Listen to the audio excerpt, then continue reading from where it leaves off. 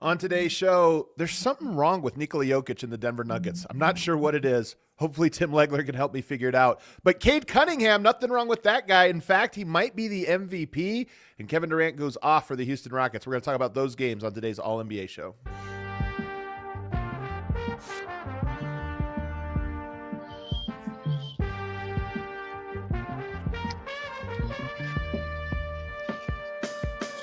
What is up, everybody, and welcome to the All-NBA show powered by FanDuel, America's #1 sportsbook. Get started with $150 in bonus bets if you win your first $5 bet at FanDuel.com/AllNBA. I'm your host, Adam Mares. I'm joined by my esteemed colleague, Tim Legler, who is joining us live from a closet in the basement of his home. That's right. Legs, how you doing? Well, some renovations going on, so I'm impromptu creating a little area for myself, but it doesn't matter. It doesn't matter where I'm coming from out of it. What matters is what I'm coming with. That's what I'm talking That's about. What people right need there. to understand. Okay. Yeah. So we're back. We're back. Games are back after the break.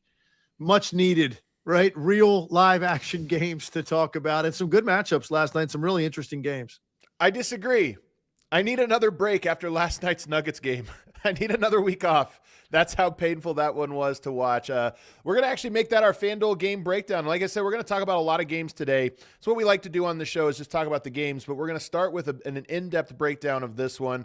And the Clippers get the win. It was an impressive night, in particular from your guy, one of your former guys, Bennedict Mathurin, who off of the bench puts up 38 points. He could not be guarded. He was on fire, 12 of 22, got to the line 13 times. In fact, that's one of the storylines. In the fourth quarter, both teams were in the bonus with over 8 minutes to go.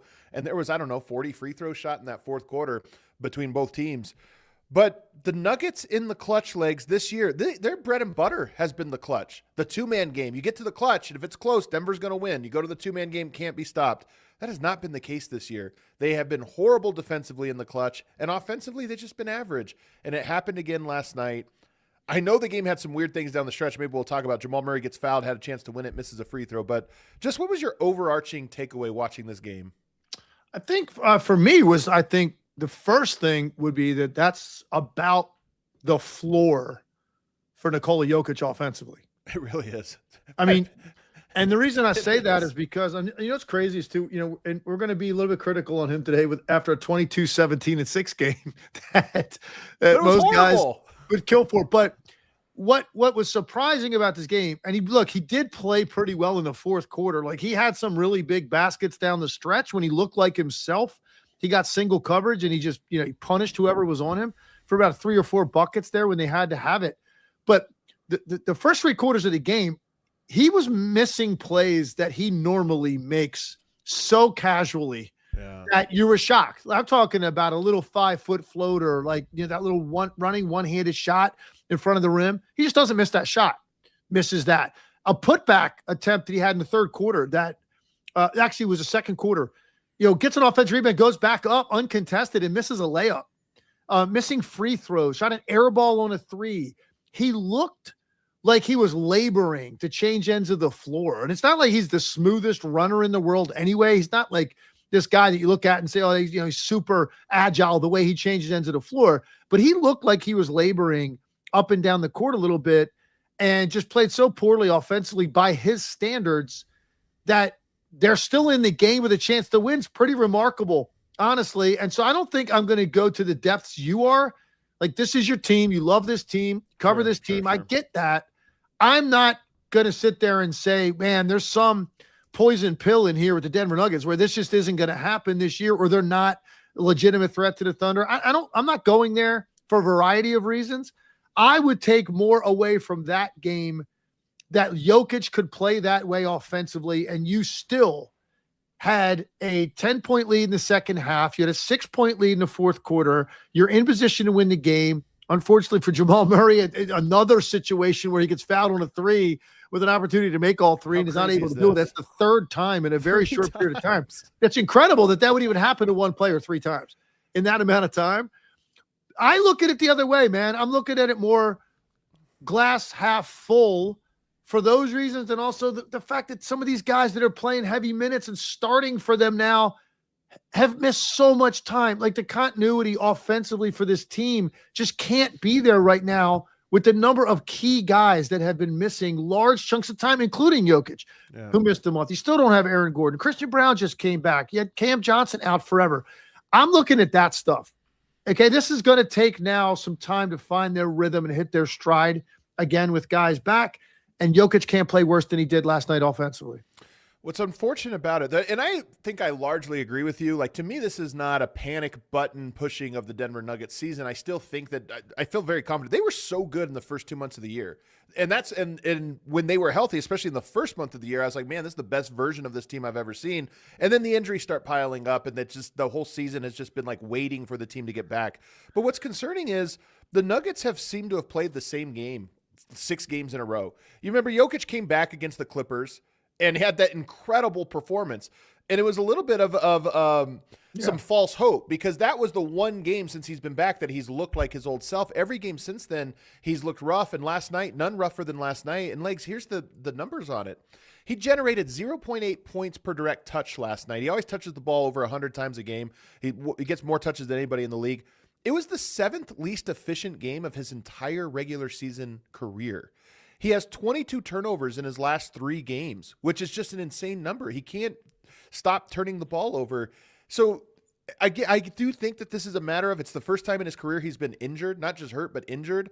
He's coming back, and I'm just surprised at how much it seems to be bothering him, because he doesn't look like he's laboring. I think he looks like he's healthy. It's just that the game, he hasn't found his rhythm. And a player that great, I wouldn't have expected it to take 3 weeks, 8 games, whatever it's been, for him to figure this out. Well, let me ask you this question, because we don't cover this on this show because we don't have time for it.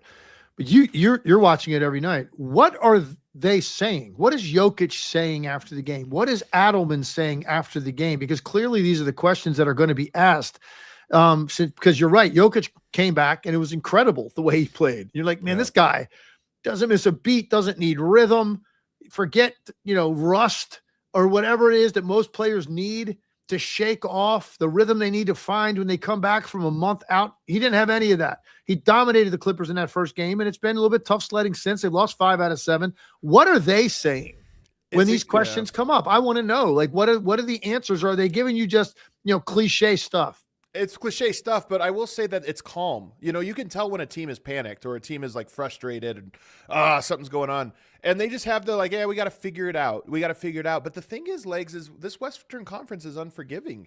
They're now down to the 4 seed and they're a game or 2 away from being in the 7 seed. And it's just, that's how it is you give them a certain period of grace to figure things out. But the longer it takes, the harder it is to climb up. They are 5 games in the loss column behind San Antonio right now with 26 games to go. I think the 2 seed is probably out of the question. I mean, it's still possible, but it's highly unlikely that you can catch up 5 games in 26. That's really hard to do. And so now Denver's looking at best case scenario, you're a 3 seed, and I think that's the lowest you can fall. So to me, they have a calmness to them. We just got to figure this out. We got to play better defense. And I actually do, and I'm curious what you think about this. Denver's defense has been really bad since the injuries started happening. As you can tell, they didn't have a lot of guys. They're managing their energy output on the defensive end, if I'm being nice, a nice way to put it. I felt like last night, coming out of the All-Star break, they came out with great defensive energy in that first half. And it was almost like, hey, post-All-Star break, here it is. We got to be serious now. We got to play. And part of me wondered if it's one thing to say that. It's another thing to be in shape to do that. And part of me wondered if that's why the offense struggled, as they were putting a lot into the defensive effort in the first half, and then they couldn't make shots. Yeah, maybe that's part of it. I think the other thing you need to look at, I think more than anything else, what would bother me if I were a Nuggets fan or hanging on every possession, the people that love the team, is they're not winning some of these games that they're so accustomed to winning. That's the difference. Because here's the reality of it is they've lost 4 games of the 5 most recent losses. You're talking about change of possession or 2 in each game, and they win the game. And how different would you feel if they won the Detroit game at Detroit that they lose by 3 points? If they won the Knicks game that they lost in overtime on the road, right? Very, very winnable game. If they won the Cleveland game that they lose by 2, or they won last night, like let's say they win 3 out of 4, I just don't feel like, even though they would have played exactly the same, with the exception of a ball went in or a stop was made, literally one probably you could pick of each of those games, flip one possession on each end of the floor in each of those 4 games. if you did that, they win 3 out of 4, or maybe all 4. And so even though they would have played exactly the same, the fact that they were finding a way to get it across the finish line every night, which is what you're used to seeing with Jokic and Murray, particularly on the floor together, you'd feel a lot better, even though the quality of the basketball would kind of be similar. I do think there are concerns defensively. I think their perimeter defense and like lack of like rim protection that they get is a real thing. Like, it's a real thing. But when you are able to overlook that and overcome that is when their offense is humming at such a level and with such efficiency, it doesn't matter, because their teams are taking the ball out of the net against them constantly because their offense is so good. Now they have periods in the game when their offense goes through a little bit of a struggle, and now the defensive issues are exacerbated. And I think that's what's going on with them right now, because they're not the same offensive team. And again, I think more than anything else, it's because the lack of continuity of their core group. You know, that top 9, top 10, how many games have they played with their starting lineup that they thought going into the year, and with those next 4 or 5 guys in a regular rotation, staying in their lane, everybody understand the role? It's changed every night. So for me, I would focus more on that. I still think they're going to be fine. There's plenty of time to hit their stride, find their rhythm. The defensive issues are real, but the offense can overcome a lot of that a lot of nights. And right now, it's not able to do that because there's a lack of continuity amongst their top 9, 10 guys in terms of their rotation. I think that's the pragmatic and probably accurate perspective on this team. And it's a great point that they're losing all these games, but they're losing them by 2 points. They're all coming down to the wire, and sometimes it is a coin flip, and you come up tails too many times in a row. But Denver has to figure out a way to get some of these wins. The Clippers are a good team, but I think that's a game Denver can and should win. Jamal Murray also struggled. Let me ask you a couple quick hitters, though. Julian Strawther last night had 18 points. He starts 6 of 7 from the three-point line. I'm curious, first, what you thought of his game, especially as a shooter, what you thought, what you saw from him. But 2, he's a young player, hasn't quite broken out. He's 6 of 7, and then he misses a couple in a row, but he's been good all night. To close the game, Adelman went with Tim Hardaway, who had an atrocious night. Bruce Brown had a good night. He doesn't close either. That's a tough spot to be in. You just go to your vets to close the game, even though they're having a bad game. Julian Strawther wasn't having a good one, but had missed a couple. Like, how does a coach have to make that decision, and did you agree with it? I understand why he did it. I probably, just knowing myself, and I go with more with gut feel on a given night, who's got it, who doesn't. And if a guy's got it going, I'm going to probably go with him. I just think there's a bigger trust factor with the veteran player in that situation. That's why you're going to go back to a guy like Hardaway, who's been very good for them as well. But Strawther going into the game, I think it was 40% from the 3 in his last 5. He's been double figures in all of those games. So, and he got it cooking early in this game. I'm going to go with my gut more about who's feeling it on a given night. But that's why Adelman made that decision. And I think there's a lot of coaches in this league that would have made the same decision he did, which is go back to the veteran guy, the guy that you brought in for a specific reason to do specific things. And you know that he's only one made shot away from getting on a hot streak. And that's why they went back to Hardaway Jr. I probably would have stayed with Strawther because of how confident he looked to me. And he has had stretches for the Nuggets since he's been there where he didn't look confident, where it was obvious that he wasn't ready to eat up a lot of minutes for them. And some of it was because of the inconsistency in which he was in the rotation. But there are other nights when he gets it going, the guy can flat out score. You can just see his rhythm and confidence. Like, it's there on certain nights. I probably would have rode that out. Yeah, I think I probably would have as well, but it is a tougher call than I'm making it seem. I think that does it for the Nuggets side. Let me go to the other side here and talk about the Clippers, because they won the game after all.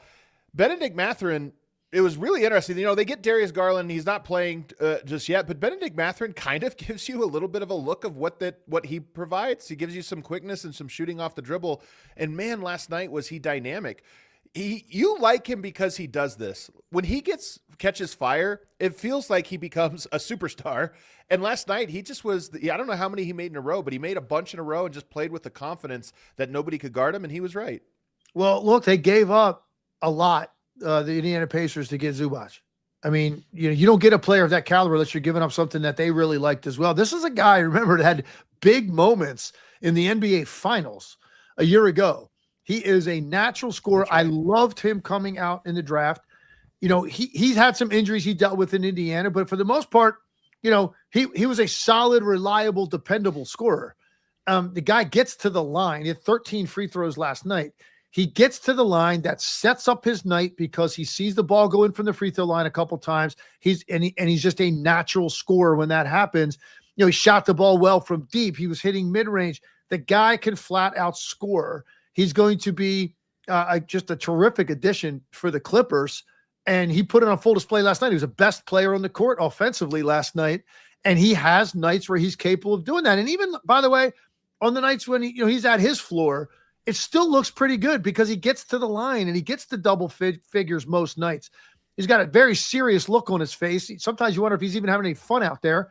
But that's just the way he carries himself. But there is no doubt that he can absolutely attack any one-on-one situation with his shoulders. He gets into your chest. He draws contact on drives.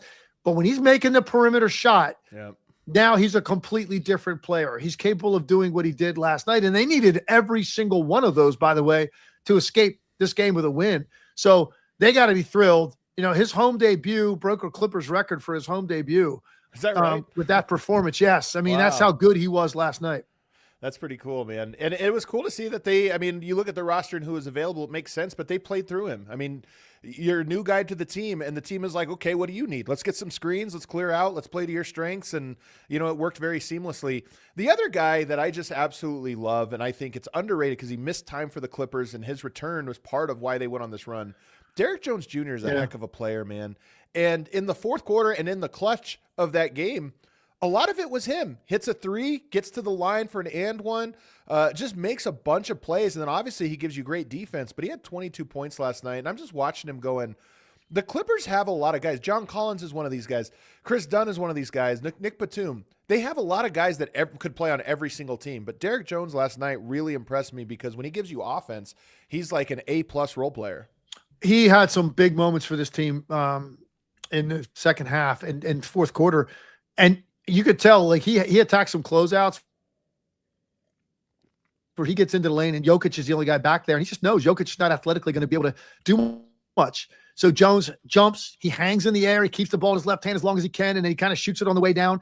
He can twist his body and contort. He was known for a long time as just that lob threat, this ridiculous high-flying lob threat. You saw a lot of that in Dallas. He's starting to make shots from the perimeter like a little bit more consistently, which keeps him on the floor more because you're going to get top shelf defense out of him. He's great in transition and slashing. He did more than that last night. Like, he had plays where the ball was reversed to him, deeper into the clock, where you're like, what's he going to do here? Because a pull-up three is not his game. Yep. He's got one option at that point. Get into a gap and just slash in there with a dribble and then jump and figure it out in the air. And he was able to do it a couple of times, including one really big three-point play against Denver with very limited rim protection that they play with. Derrick Jones, after he made a couple perimeter shots, like, he saw the basket a lot bigger. He was very aggressive offensively. When he gives, look, he's not going to have a whole lot of nights where he's going to give you, 22 points. But even if he gives you 14, with everything else that he's doing defensively and a threat he puts on you, transition, everything else, he is a major, major component of what the Clippers are doing. And you saw it last night. So those are the two guys that deserve the most spotlight, Derrick Jones and Mathurin. Normally it's other guys we're talking about with them. Kawhi at the top of the list. No more Harden there. No more Zubac there. These are two role players for them that last night played more like stars. Clippers, I still don't think are like good enough. I don't know if they have enough top end talent to like make a ton of noise, but they are a good team. I mean, there's just no question that they have a lot of guys. And Kawhi is obviously a superstar. He didn't have the best night last night, but he's a superstar. Then you just have a lot of guys that can get you on any given night, and they're pretty fun to watch. Chris Dunn's another one, by the way. The problem with Chris Dunn, though, Chris Dunn to me is first team all dog. I mean, that guy is so tough to go against. I think every ball handler gets nervous going up against him because of how much pressure he could put on you. But man, is his offense rough. I mean, teams just do not respect, even going to the basket. If he gets right at the basket, you can late challenge him and he doesn't finish it. But I still like his game, but I do worry that his offense is such a liability. It's tough, man. And you know what happens in the playoffs? Teams get more creative on how they find ways to leave the guy they want to leave open. And it's hard for him because look at Houston. And I was watching, we're going to get to that game too, Houston game. And I'm watching Amin Thompson and I saw like 2 or 3 times in important moments, like he's completely unguarded at the 3-point line. I'm talking 15 feet of space, daring him to shoot. Now the difference between Chris Dunn and Amin Thompson is Amin Thompson has this size, strength, and like just length to then put it down and go in there anyway. Even though you've got 15 feet in front of you before you meet anybody, he can go in there, jump, and still make athletic plays at the rim. Chris Dunn's a little bit smaller than that, and he doesn't really have that natural offensive feel around the rim that Thompson does. So Thompson can be left. That can be the game plan. He can still find a way to impact the game offensively. For Dunn, it's a lot harder because he's not just going to go in there and jump and get over the top of everybody and figure out how to score in the air. He's got to make some shots to stay on the floor because his defense is so important to them. That's going to be a challenge, I think, for them all the time. Trying to weigh, do we have enough offense on the floor? Do we have enough defense on the floor? I think that's something that Ty Lue's constantly looking at. Well, Clippers move on. Denver's in a rut. Denver's got Portland tonight. They got to figure something out ASAP because they're falling in the standings, and this West race is just so tough, man. It's going to be fun to watch. Let's take a break. On the other side, we got some other games to get into, including Kevin Durant's Rockets and the shorthanded Hornets put up a classic last night. That was a great one. And then Cade Cunningham, we got to give him a lot of love because that guy is unbelievable. All that on the other side. Fast breaks, buzzer beaters, and block parties are back, and Underdog is the best place to get in on all of the action. Playing on Underdog is easy. Just pick whether your favorite players will go higher or lower on stats like points, rebounds, steals, and more. You get your picks right, you could win up to 5,000 times your cash. I always give you my roster for the day. Kawhi Leonard, we got Clippers, Lakers. Kawhi Leonard, a bit of a tough game last night against Denver. I think he bounces back tonight. 26.5 points higher. LeBron James, fresh off the All-Star break with a little rest, 20.5 points. I'm going higher there. And then Nikola Jokic is in Portland. He needs to get out of this slump that he's in. I just could not picture him having this many bad games in a row. At some point, it's going to end. 28.5 points higher. That's my roster. Put together your roster. Let me know what you did. Download the app today. Use promo code ALLNBA to score $75 in bonus entries when you place your first $5. That's promo code ALLNBA, Underdog. Make picks, win money. Must be 18 plus, 19 plus in Alabama, Nebraska, 19 plus in Colorado for some games, 21 plus in Arizona, Massachusetts, and Virginia, and present in a state where Underdog Fantasy operates. Terms apply. Concerned with your play? Call 1-800-MY-RESET or visit www.ncpgambling.org, Arizona. 1-800-NEXT-STEP, 1-800-639-8783, or text NEXT STEP to 53342. In New York, call the 24/7 Hope line at 1-877-8-HOPE-NY or text HOPE-NY 467-369. Show. If you guys are enjoying it, make sure you do us a favor. Be subscribed to the channel. It helps us grow the channel. You guys have helped us get us to this point. Let's keep it growing. This is Real Hoops Talk. All the time, we're just breaking down the games here, me and Tim Legler. Legs, let's get into this. The Rockets beat the Hornets last night, 105-101. This game had a ton of lead changes. I think both teams had a double-digit lead at different points. The Charlotte Hornets, though, turned the ball over too many times, 16 turnovers, 15 of which were live balled. Houston gets 23 points off of those turnovers. But it really came down to Kevin Durant, 35 points on 79% true shooting, and they were almost all jumpers, man. When that guy's jumper is on, he just gets the type of buckets you're like, yeah, well, what do you do about that? That's what you got from him last night. Listen, we could dive into the analytics around this game, right, and look at, the things that typically you look at when you're studying a box score or whatever, the offensive rebounding, turnovers, points led into turnovers, missed free throws. Like, there's all kinds of stuff that you can look at. Didn't do well enough. Bottom line is this was Kevin Durant being too good for everybody else on the floor. The show he put on with his mid-range jump shooting to close this game out was incredible. And it's at the point not at the point, like it's been this way for Kevin Durant for his entire career. When he gets to his right hand from the top of the key in a one-on-one situation where he drives it right, like sort of toward the right elbow, or when he's on the right wing and he drives it toward the right baseline for a pull-up, it is about as automatic as any shot in this league during the number of years that Kevin Durant's been in the league. You can tell when he goes off the floor, it's in before it leaves his fingertips because he got to his spot. And when he gets to his spot on balance, his natural lean back at 6'11" with his release point and then leans back away from you, you are completely unaffecting anything that happens on that shot. You are at his mercy. And that's why this guy, for I think it's like 13 years in a row, something like that, he's over 50% from the field every single year because that shot is unstoppable. Mm-hmm. And unless you find a way to run him to traffic where he has to stop before he wants to shoot it, or he's actually forced to give it up, if he's one-on-one and he gets to his right hand and you're basically sort of on his left shoulder, you are not going to affect anything that he does. I don't care who you are. I don't care how long you are. I don't care what caliber defender you are. You're at his mercy. If he misses the shot, it's just because he miscalculated the distance or the depth or the arc. It's nothing to do with what you did defensively, and that's exactly what the fourth quarter of this game looked like. He just went mainly right. He hit one big one going left, but most of those are right hand, get to about 15, 18 feet, stop, pull up, lean back. Doesn't matter how close you are to him, and it's going in. Kevin Durant put on one of those shows last night, and that was the difference between the two teams. Really well-played game. It was a tie game with maybe 8 minutes to go, and then the Houston Rockets got their separation right there in the fourth quarter. The Rockets are so fascinating because Kevin Durant is capable of this, and it's what makes them so impressive. I don't know if he's capable of it like 4 out of 7 against the best teams, and that's, you kind of count on all your best players. You count on them from 2, maybe 3 of those, but you're still going to have to win a game or 2.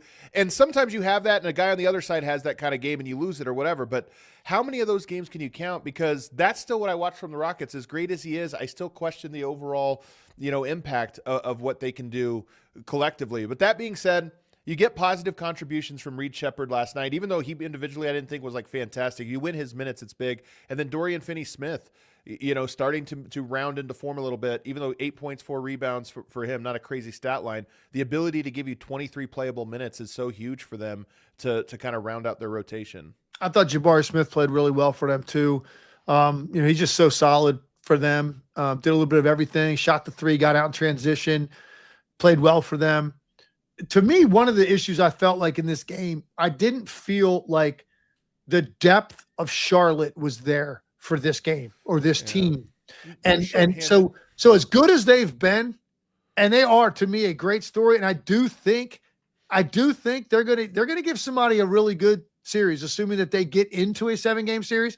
I think the Hornets can really be an entertaining, long-ish type series. And maybe that means 5 games, but 3 of those are like close in the fourth quarter that they lose, or maybe it's a 6-game series because I think they're that good offensively and their defensive analytics for the last couple months have been great, but there's this other aspect to their team. I don't think they've got enough depth against like really good teams to be able to beat them on a certain given night in the regular season or in a playoff series. That's going to be the problem.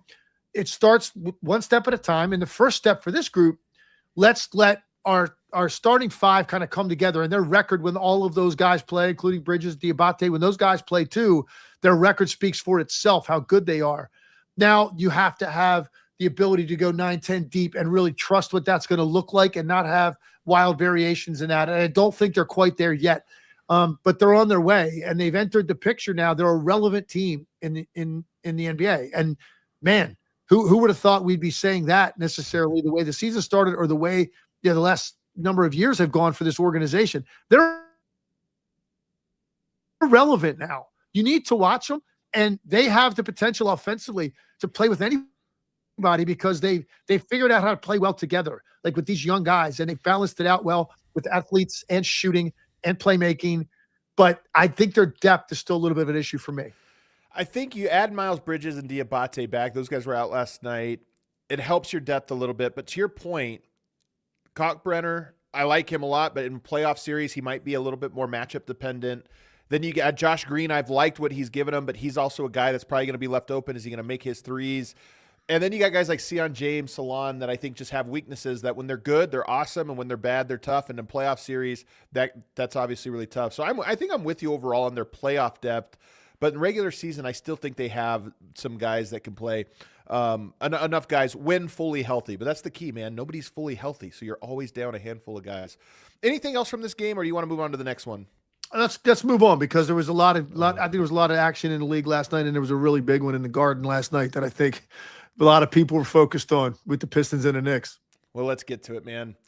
We have been talking about title tiers and who do you think is going to come out of it? And, I've been skeptical of the Pistons. Pistons fans haven't liked it. They got upset, and rightfully so. I would get upset too. You're the 1 seed. I said they're just not quite experienced. Sometimes you got to take your licks. I don't know, man. I might reverse course, Legs. It's only been a week since I said that. But last night, 126-111. And it's not even just this. Like, they've been beating down the Knicks. The Knicks needed a game to kind of make a point. They've been beating down the Knicks. They get a third one, which is huge. Cade Cunningham goes for 42. He's unbothered by this team, man. It wasn't even like he attacked any individual guy. He was giving it to everybody. But here's what I like about it. What he says after the game. He is just so, mature. This is he has a chip on his shoulder about people aren't buying us, this or that, but it's not even the bravado. He's just we are doing the right things. We know how we win games, and we just come in and we focus on our defense and we focus on how we execute. And to me, I'm just this team is a machine. They're a little bit remind you of OKC, where you're why are they so good? Well, they're just so consistent at the things that they're good at, and they hammer it over and over again. The Pistons are that too, man, and it's just so impressive to see them operate. Well, I'm going to start off with a big statement. Cade Cunningham is a superstar. He's a superstar. This is one of the best players in the NBA. And I think he's going to, with what happened with Jokic missing time, I think that's going to maybe even open the door a little bit more. Cade Cunningham needs to be in the MVP conversation. There's no question about it. Let's get hotter. Where in the conversation? Well, what I mean by that is he's going to get votes. People are going to vote for Cade Cunningham for MVP. He's going to get some first place votes. I guarantee you that. And that to me means you're in the conversation. Now, is he going to win it? I don't think he's going to win the MVP this year, but I'm telling you right now, he's opening a lot of people's eyes. And that was a stage last night because of how much this game meant to the Knicks. Think about this, man. They coming into that game, the way they got absolutely annihilated by this team the last 2 times they played. Now you're at home. This is your moment, right? Let's step up. They got their starting 5 all there. Nobody missing. Yeah. And they've now lost 3 games to the Pistons by a total of 84 points. Yeah. 84 points. That's an average of 28 a night in those 3 games. No compelling possessions in the fourth quarter of these games. Really, you might maybe even say in the second half of these games. Yeah. Okay, so that's the extent to which they took it to them. And Cade Cunningham last night, 42 points, 13 assists. It was the physical domination that you had to watch. He's so big and strong, but he's got a burst as well. He's not just a guy. I thought they made a good comment. I was listening to the Pistons broadcast, and they made a good comment in that because he's a bigger guard. He's thick, he's tall. A lot of those guys, they have to put you on their back to advance the ball, and they put you on their back in the half court right away. Luka's a guy like that. Yeah. And that's how he wants to play because he's so wide and strong. Cade Cunningham doesn't need to play that way. 100% agree. Love this take. You can pressure, you can get up in a tight window with him. He can turn and square you up shoulder to shoulder with a live handle and go right past you. And that's the difference between him and a lot of the bigger, stronger guards that have had to play a certain way because they're always guarded by guys that are 6'6", 6'7", that are much quicker. Yeah. Cade Cunningham is just as quick as those guys. It's just that it's so measured and calm and under control that you're lulled into thinking he's not a great athlete. And then he backs up. He gets a little bit of a separation from you. He hits you with something, and now he's gone. And if you do stay with him, now that size comes into play. Yeah. That shoulder gets into you, and he's able to jump and extend and finish in traffic. Last night, look, I've been loving the way this guy's played all year, but last night I was actually kind of in awe of what he was doing to the Knicks and how easily he was doing it, how sure he was of the outcome. He's got some fire and intensity to him, but it's all business at the same time. I don't know, man. I'm just such a huge fan of his, and I think he's elevated himself now to now he is in that public stream of consciousness now around the NBA. This is one of the top players in the league. He's going to be a first-team all-league NBA player this year, I predict. To me, there's just no question about it. I love your point, though, about his game, because there are some players that they just play their game. Luka's one of them. James Harden's one of them.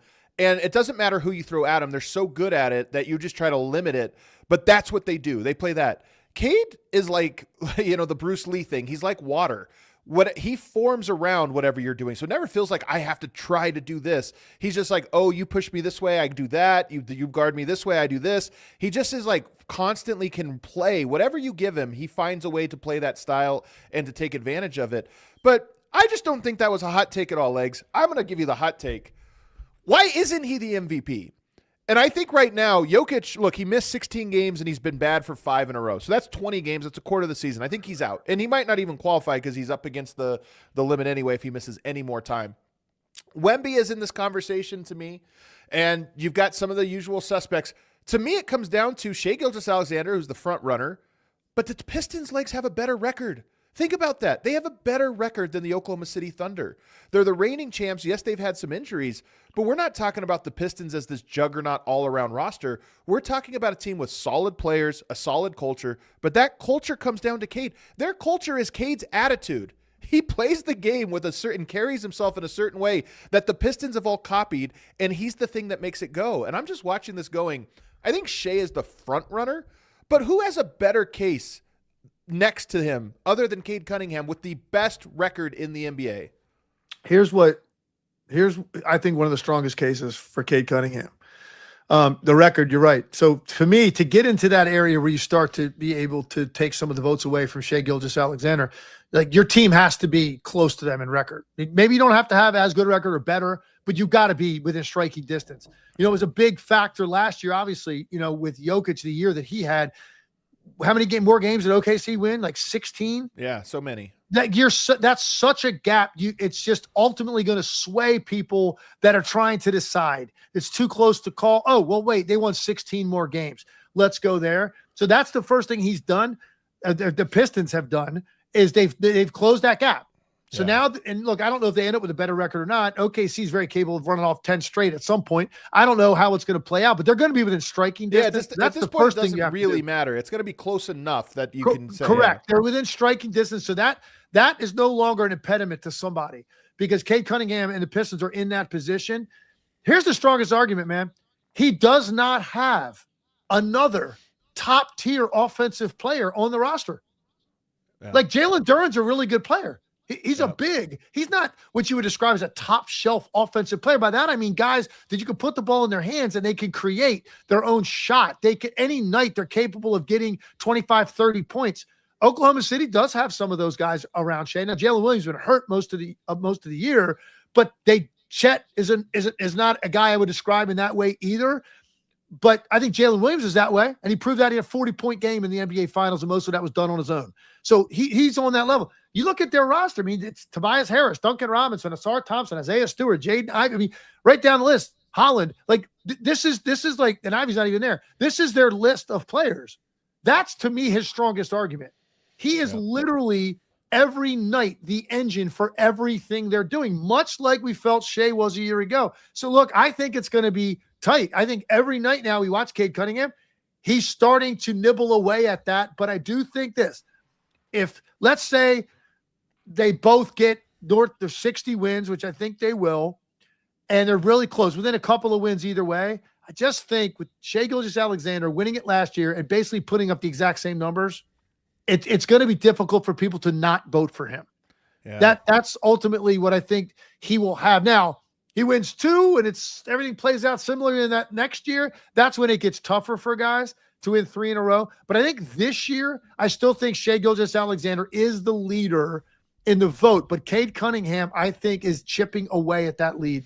Yeah. To me, it's the stats. We've been so heavy on stats over the last handful of years, and his stats are just not like Luka's or Shai's or Jokic's.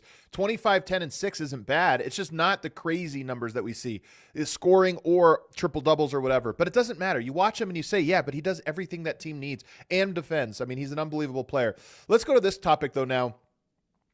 They own the Knicks. They own them. So what does this mean for the Knicks? If you're looking at this and you're trying to figure out where you belong in the conference and what have you, I'm not sure they can beat that team. I mean, all evidence points that they can't. The Knicks have their sights set on winning a championship, certainly getting to the finals, right? And particularly going into this season more than any year in recent years because of Jason Tatum not being there, the team that represented the East last year in the finals, not having Halliburton.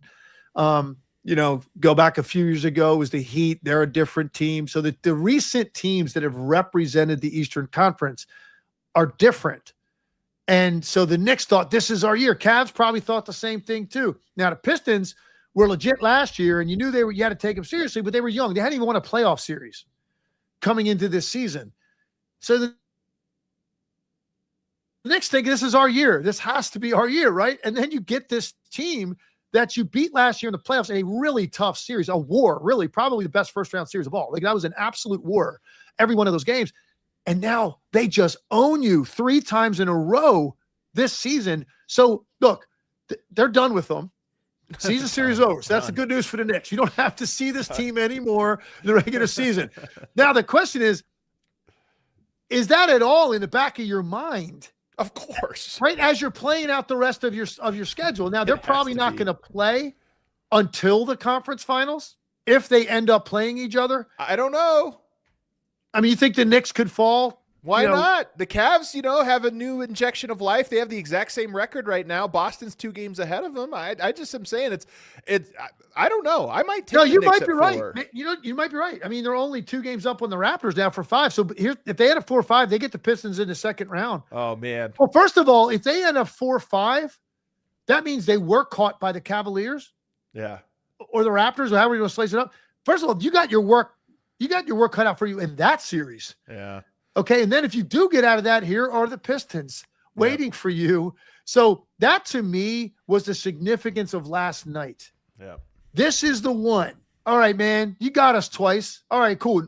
Guess what? Here's what we got for you now. Fresh as can be, off the break, at home, all the energy there. Your legs are fresh, the whole bit. And they, again, absolutely handle you with ease. It has to be now the seed is planted, and you wonder, does that statement last night mean the Knicks aren't getting to the finals this year because the Pistons are there? So how are the Knicks going to figure this out? Yeah. I don't know if they are, man. I mean, it's funny. The roller coaster for the Knicks over the last month has been an interesting one, but I am such a believer in sometimes a team has your number. And when you know that, it's like, all right, we kind of know that this team, we can't beat them. So what do? We hope somebody else takes care of it for us. It's a weird spot to be in. And then, they could match up as early as the second round, which would be a death sentence. Let's just quickly hit on some other ones here. Jaylen Brown gets a monster triple-double last night against the Warriors, 23, 15, and 13.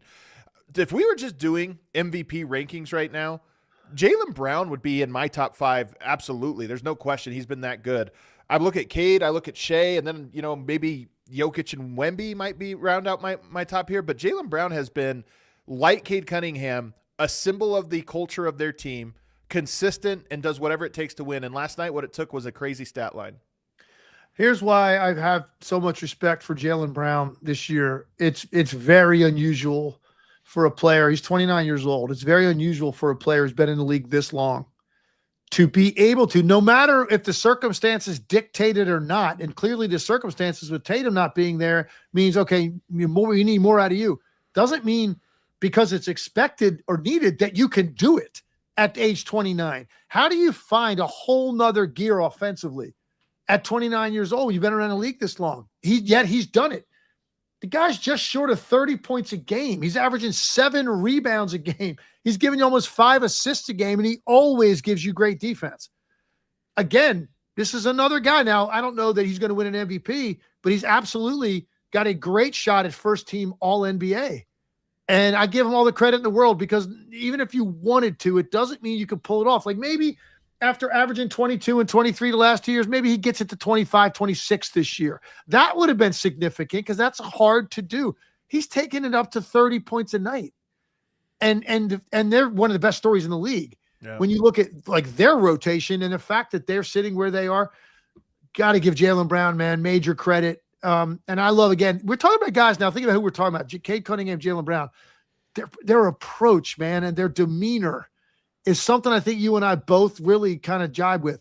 Like, they're just all about business and getting it done that night. They're not out there to be entertainers. Even though they're entertaining players, they're out there for business. And Jaylen Brown falls into that category as well, man. What a year. What a year he's had. What a year that team has had. Man, they're impressive, man. They're one of my favorite stories this year, and I can't wait to see how it plays out. Cue that outro music there, Atticus.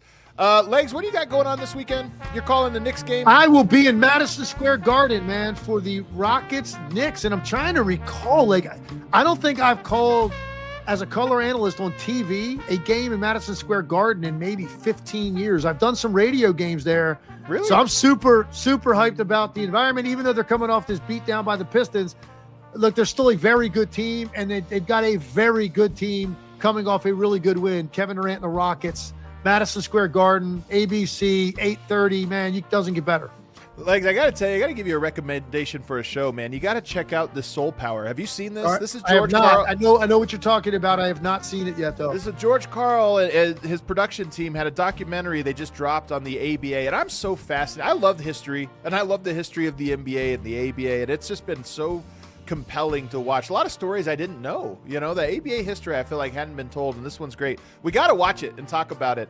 I'm doing actually a panel discussion at the DNVR bar on Monday with George Karl and a couple of ABA Rockets legends. It's really great, man. So I'm excited for it. Tell Coach I said what's up, man. I love George. George and I did some studio work together at ESPN. Is that right? Yeah, he and I used to do a show together, you know? So, you know, nice little connection there. But, yep, check out Soul Power, everybody. And check out Legs on ESPN tomorrow night. Make sure you're subscribed. I'm back with Mark Stein tomorrow.